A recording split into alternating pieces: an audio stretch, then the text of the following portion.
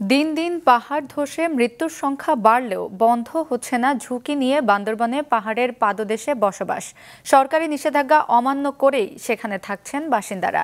Miking সহ বিভিন্ন ধরনের প্রচারে কর্ণপাত করেন না তারা, ফলে মৃত্যু ঝুঁকি বাড়ছেই। বান্দরবান প্রতিনিধি কৌশিক দাসের পাঠানো তথ্য ছবি নিয়ে ডেস্ক রিপোর্ট। বর্ষা এলেই বাড়ে পাহাড় ধস।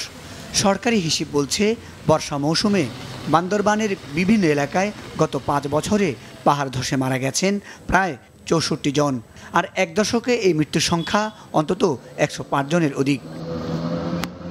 এত মৃত্যুর পরেও বান্দরবানের ইসলামপুর, লাঙ্গিপাড়া, হাফেজঘোনা, কালাঘাটা, বনরূপাপাড়া, সিদ্দিকনগর, ক্যাচিংঘাট সহ বিভিন্ন এলাকায় হাজারো পরিবার পাহাড়ের পাদদেশে ঝুঁকিপূর্ণভাবে বসবাস করছে।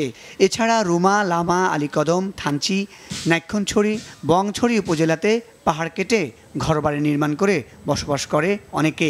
এতে পাহাড় যেমন বিলীন হচ্ছে, তেমনি বাড়ছে পাহাড় ধসে মৃত্যুর সংখ্যাও।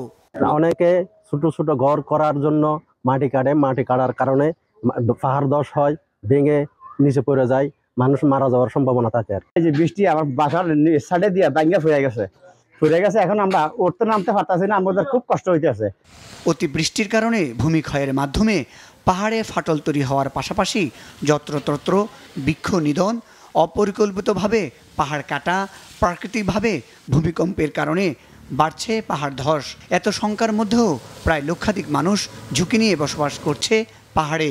বৃষ্টি আছে যখন, বাতাস আছে, তখন আমরা কি ঘরে থাকতে ভয় লাগে, আমরা ঘর ছেড়ে কোথায় যাব। অনেক সময় দেখা যাচ্ছে বৃষ্টি হলে আমরা ঘর থেকে ভয়তে বের হই না, কোন সময় কোন পাহাড় ধসে যায়। পাহাড়ের পাদদেশে বসবাস কমাতে প্রশাসনের চেষ্টা কোনো কাজেই আসছে না।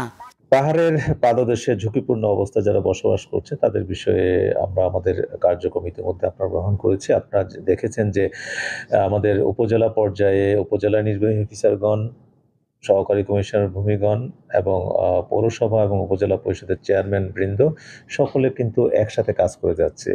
সরকারের নিষেধাজ্ঞা অমান্য করে পাহাড়ের পাদদেশে ঝুঁকিপূর্ণ এই বসবাস বন্ধ না হলে চলতি বর্ষা মৌসুমে পাহাড় ধসে মৃত্যুর মিছিল আরও বড় হবে বলে মনে করছে প্রশাসন। মাছরাঙ্গা নিউজ ডেস্ক।